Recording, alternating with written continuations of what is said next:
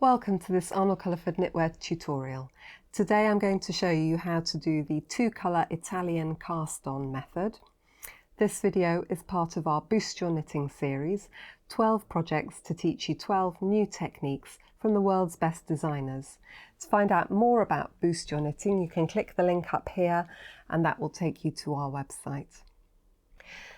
This is Carol Feller's Flying Leaves Scarf, one of the projects in Boost Your Knitting, and it's worked using the brioche knitting technique, and it's knitted sideways, which means that you've got a very long cast on and cast off edge and then not very many rows to work. Carol's chosen to use the Italian two-colour cast on method because it gives an almost invisible cast on edge. The stitches just start from nowhere, a little bit like they did when we did the 1x1 tubular cast on in the round. And then it's matched with the tubular cast off method at the end, which then really neatly matches the cast on edge. So I'm going to show you now how to work the Italian two-colour cast on. The two-colour Italian cast on method makes this beautiful finished edge where the stitches appear to start from nowhere, and it looks equally good on both sides of the fabric.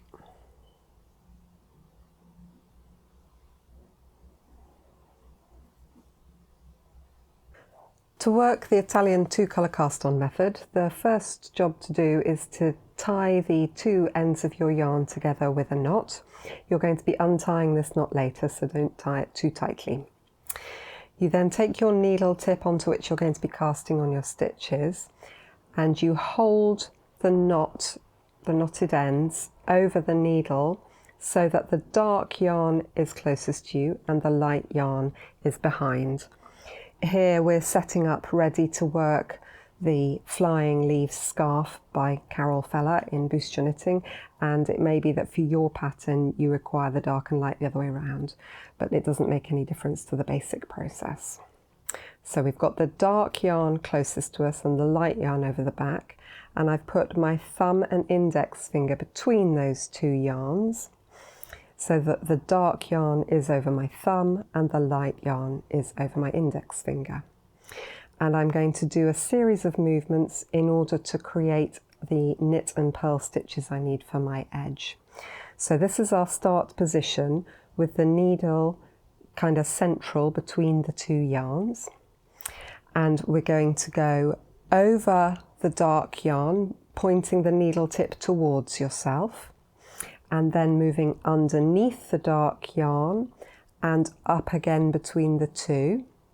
You're then going to come down over the light yarn, pointing the needle tip away from you, and you're scooping that light yarn up, coming all the way back round to point at yourself and back up to where you started.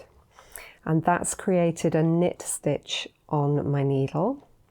And then in order to create the purl stitch, you point away from yourself and go down behind the light yarn. You then come underneath both yarns and point towards yourself, and you go over the top of the dark yarn, down between and back under the light yarn. And that's created a purl stitch in the dark yarn on my needles, and that's the complete set of movements.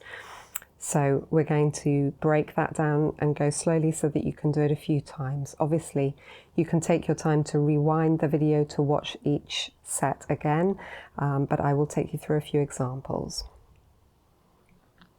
So let's do another pair of stitches. We start in the middle position, point towards and go under the dark, up in the middle, over the light, back down under the dark towards yourself and back up into the middle again. That makes the knit stitch. And then in order to make the purl stitch, you go away and underneath both of the yarns, swooping around towards yourself, and then you go back down in the middle and go away and come back up behind the yellow. I think it's a good idea once you've made your pair of stitches that you just make sure that the stitches are kind of lying in a straight line under the needles, that they're not kind of twisting up and around, because that will, if you get a lot of that, it might make your stitches uneven. So let's do another pair. We're in the middle, towards ourselves, up between the two, over the yellow, and back down underneath, all the way round into the middle. And then to make the pearl, away from yourself, underneath both, up in front of both, down over the dark, and take it to the back and up to the top again. That's made another pair, and then one more time, towards yourself, underneath the dark, up in the middle, over the light, scoop it up and bring it under the dark, back to that middle position, and then point away, go underneath both, and then down on top of the dark yarn and take it under the light yarn to make the pearl stitch. So here we are casting on pairs of stitches all the time. I'm just going to cast on a few more and then I'll show you how to finish off. 2, 4, 6, 8. So towards, over, to the middle, to the back, under them both, pick it up, under, towards, over,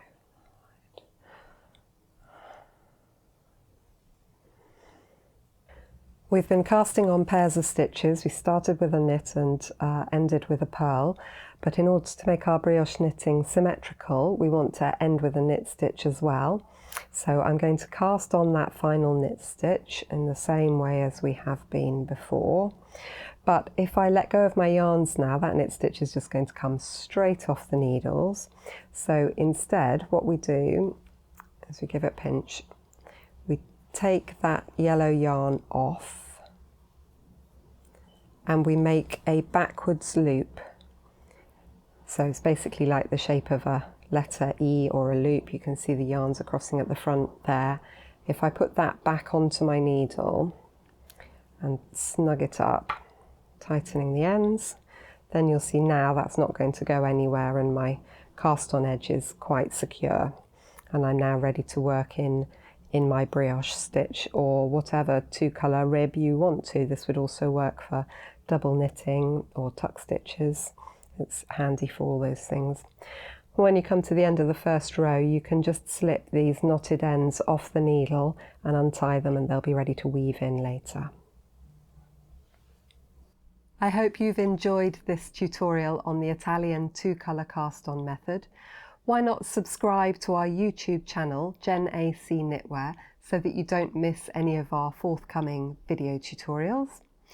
If you'd like to find out more about the projects in Boost Your Knitting, you can click the link up here and that will take you straight to our website.